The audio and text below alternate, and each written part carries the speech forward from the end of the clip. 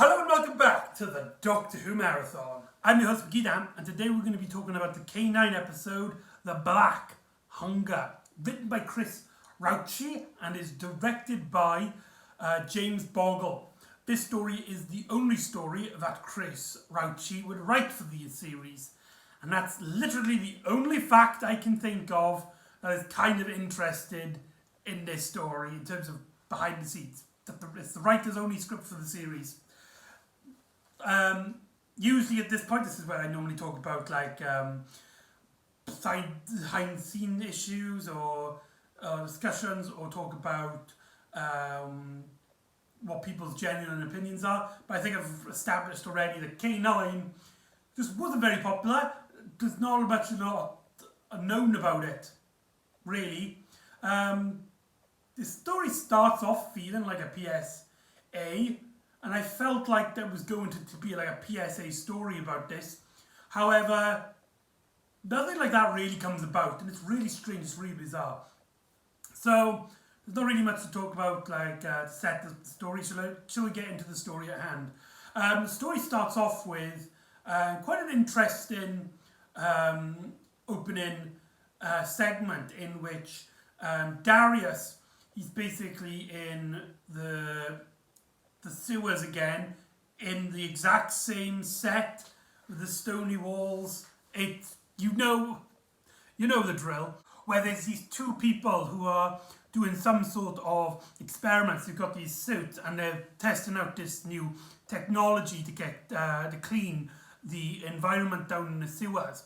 It seems like they have been hacking into a nano race of little like germs and stuff, which they have used to basically as nanobots, more specifically to use them to eat away at garbage and rubbish in a way of getting rid of waste. However, some of these creatures got into one of their suits, and he gets eaten from the inside. Darius later returns, only to find the equipment abandoned and an empty suit, and believing that they had just abandoned it, takes the equipment for himself because he thinks, at the start of all, he thinks he can use it for profit.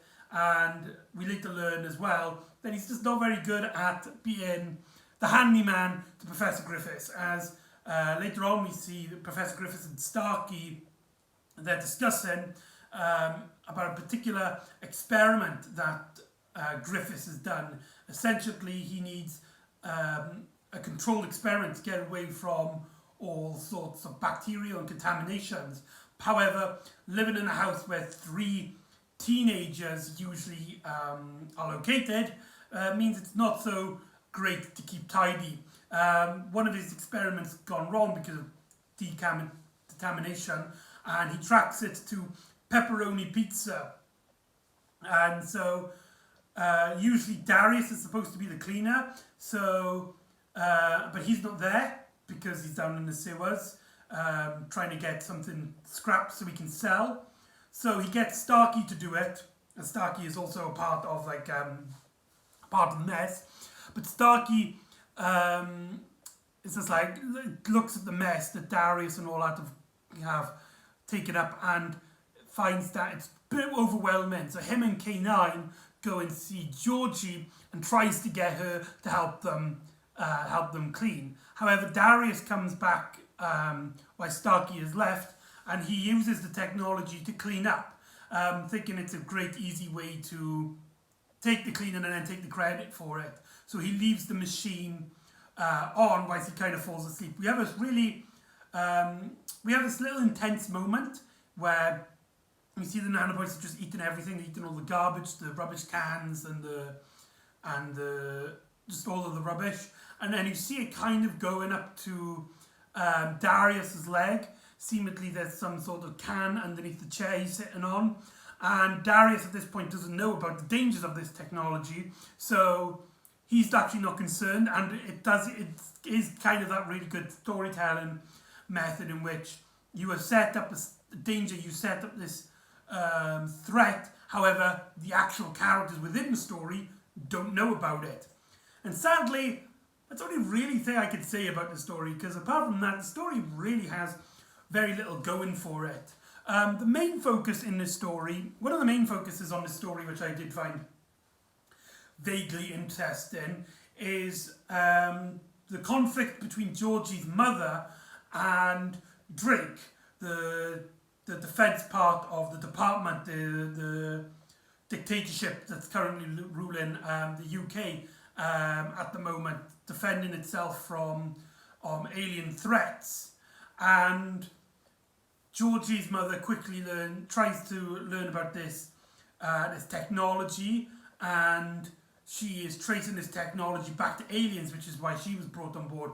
However, Drake is basically one step ahead of her, already investigating, to which she is kind of puzzled by it. It's like, hold on, how do you know about this?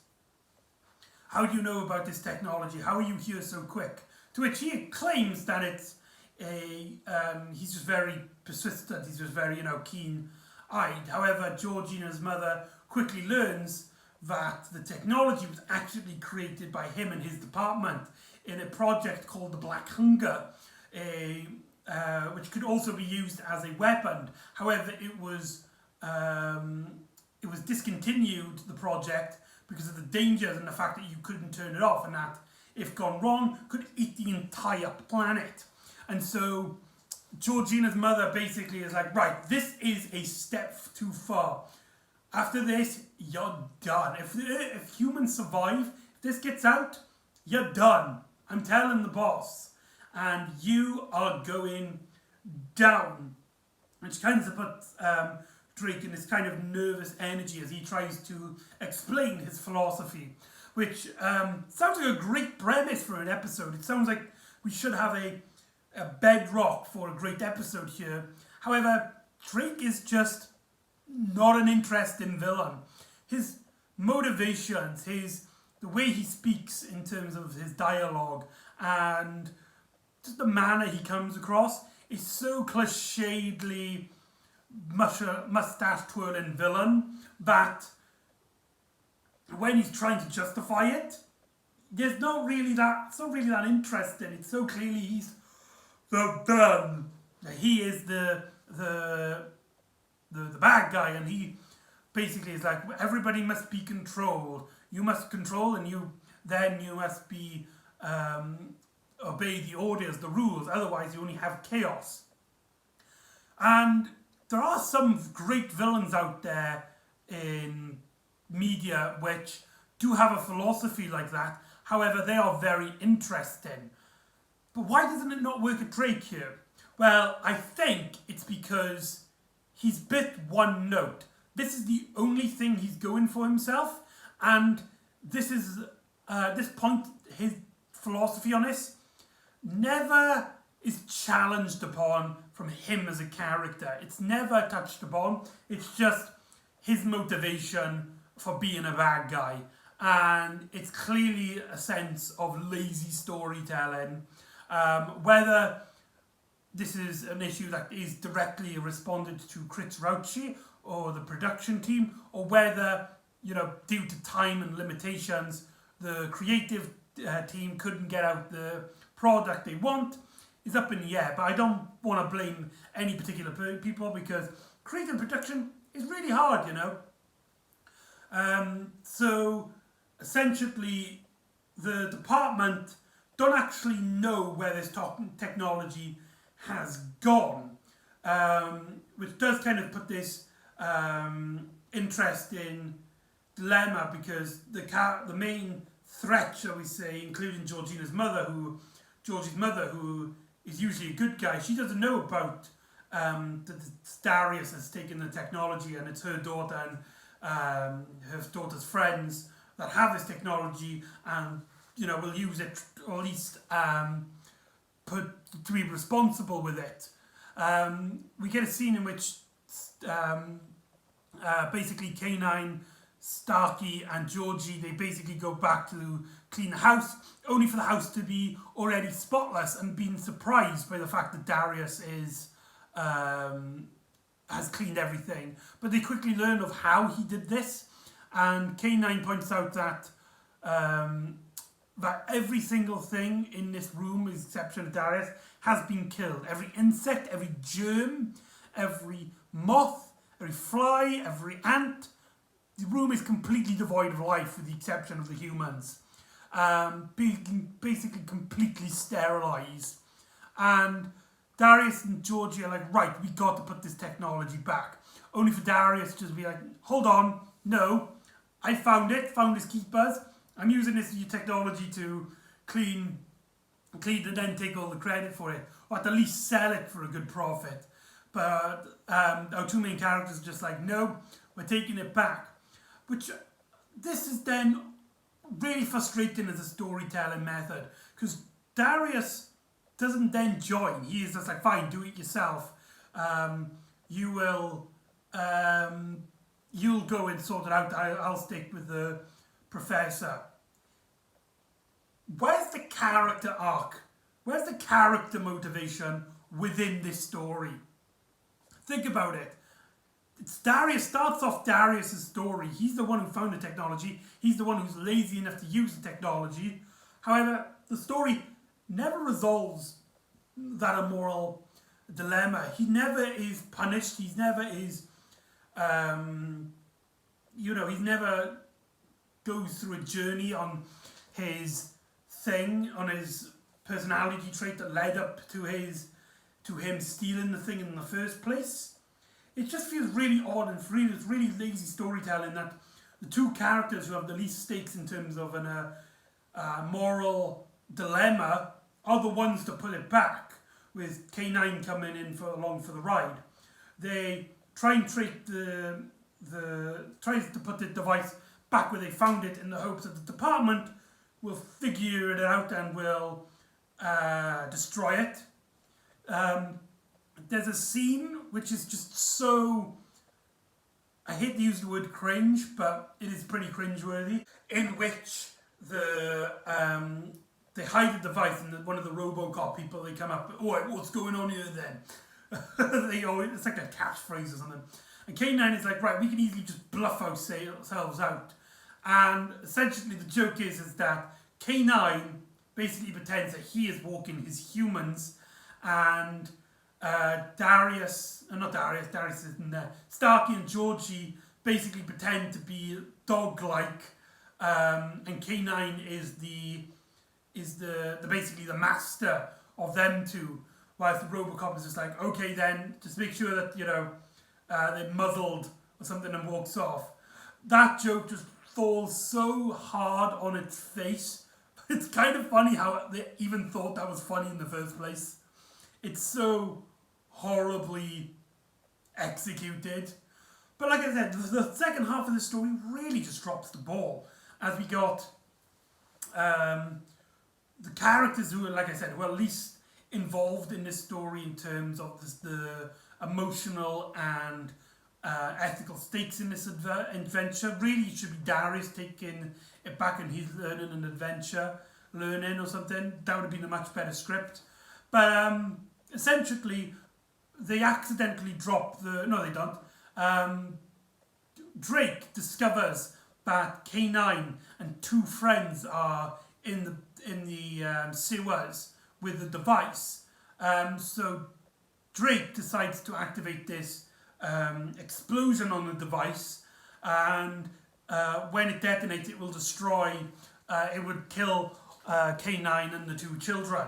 With Georgina's mother, it's a great bit where Georgina's mother is like, why are you activating the bomb? And Drake just does not tell her, which she's kind of, I don't know, it could be civilians down there, but she's not also she's not that persuasive on it, because she doesn't actually know her daughter's involved in the story. But to stop it, it's strange, because it happens a lot in this story where you set up a dilemma, set up a stake, but it's quickly resolved. And this is a great example. The detonation starts popping off, and Georgina just hits it with a shoe, and the detonation goes off.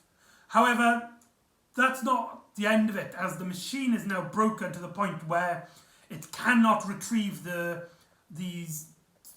I keep wanting to say they're nanobots, but they're not. They're living, organising creatures like plankton, and they're swarming out and they're basically eating everything to the point where if they get to the Thames, if they get to the London Thames, they will just devour everything in sight. As the professor says, if they get to the Thames, it is predicted that all life on Earth will be eradicated within the week. And he says this to Darius, and Darius' reaction to it is, including me. What an absolute brat. He gets told that all life on Earth will be destroyed, and he literally doesn't care anyone but himself. What an ass. And the resolution of the story is just so weak. You've got the stakes where Starkey and Georgie, they're running up to the gates to the Thames as they've been chased by this swarm. And they're like, right, we've got to get out of here, we've got to get to the Thames. But kind of points out, we can't do that, otherwise if the swarm follows us, they will destroy all life. But I have an idea. He turns around, he lets some of these creatures lash onto him, and then he shoots this kind of laser thing, which means he kind of eats all the nanobots. He turns around to our main characters and it's like, done. The problem solved. That's it. We set up these high stakes. We set up the whole world is going to end, and life as you know it will end within a week. And K9 just eats them. That's it. What a terrible way to write an ending to a story. As our characters start celebrating and cheerfully, and it's like, hooray, we saved the day. And the last scene in this is when Georgie's mother, she's talking to basically the ruler of the department. I want to say his name is Lomax. I can't remember, I'm sure his name is Lomax. And she's basically explaining what Drake has been doing. And the Lomax character, again, I think his name is Lomax, basically explains, right, Drake's done, he's out of the picture. Is that the last we've seen of Drake? Because the story kind of feels like that. However, like he didn't get like a send-off or anything. And it seems like they were building him up to being a very big threat for possibly the finale. And then he just sort of disappears. Which is strange. Georgina's mother belligerently believes that she is going to take over the mantle of defence as well as alien intervention. However, Lomax basically explains that he's getting replaced by another character. I can't remember his name as of this moment. However, apparently he has previously been seen in the episode Liberation. I, honest to God, cannot remember him. Whether that's because it's been a while since I watched that episode, or whether it's because that episode just really didn't hit home. Don't know, but this character, like when he appeared on screen and they act like they've seen him, and I looked up on the internet, it's like, oh yeah, he appeared in that episode. I can't remember a thing about that episode. I can't remember, I think that's the one with is that the one where he's frozen? I can't remember. I, honest to God, cannot remember who this character is. And that is the Black Hunger.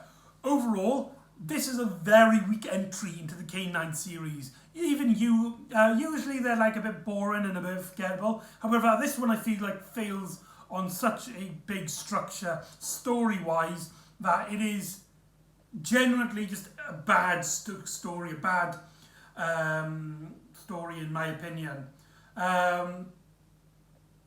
There's not really much to talk about. It's just it's very anticlimactic. It's very, at the end of the story, I kind of just like bummed out by it. I kind of felt kind of drained, but I even tried to get invested in this story because it felt like it was just doing so little. It felt like it's trying to do such little effort to try and get us engaged in this story that I couldn't help but be put out by this story. And that is the Black Hunger. So join me next time where the Doctor must help the moral compass of an elderly man who is held in a crashing ship, for ransom. So the Doctor must help him regain his conscience. And he does it by taking a Charles Dickens story and bringing it to life. So join me next time for The Christmas Carol. And I'll see you next time on the Doctor Who Marathon. Ta-da!